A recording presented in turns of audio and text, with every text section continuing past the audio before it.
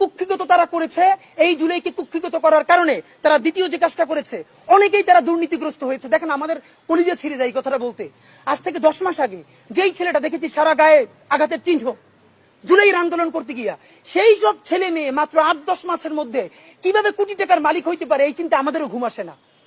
10 মাস তো, আরে রাজনীতি তো এখন 5 বছরের না, রাজনীতি তো 50 বছরের। কষ্ট করে বসে থাকলে আগামী বাংলাদেশ হয়তো আমাদের, জুলাই যোদ্ধাদের। এখন তারা যে দুর্নীতি করলো, তারা তো এই সরকার পড়ে যাওয়ার সাথে সাথে কেউ যাবে দুবাই, যারা ফ্ল্যাট কিনছে, হাউজিং এ প্রজেক্ট করছে, ওইখানে ব্যবসা কিনছে, কেউ যাবে বিদেশ, যারা মাস্টারমাইন্ড হইছে। এই লক্ষ লক্ষ জুলাই জনতা কোথায় যাবে?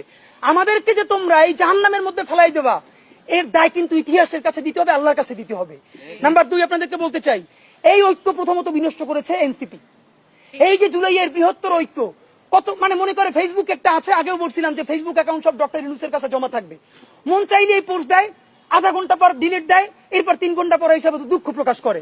ভাই, এটা কি বাচ্চা কাচ্চাদের ওই হান্ডি পাতিল খেলা, যে ঠিক আছে খেলবো না, হারেই ফেরত দাও, একটু পরে এসে আবার ঠিক আছে খেলা শুরু করি? বাবা, তুমি যদি ইমোশনাল হও, তোমার যদি কবি সাহিত্যিক আর্টিস্টিক সেন্সটা বেশি থাকে, তুমি যদি অভিমানী বালক হও,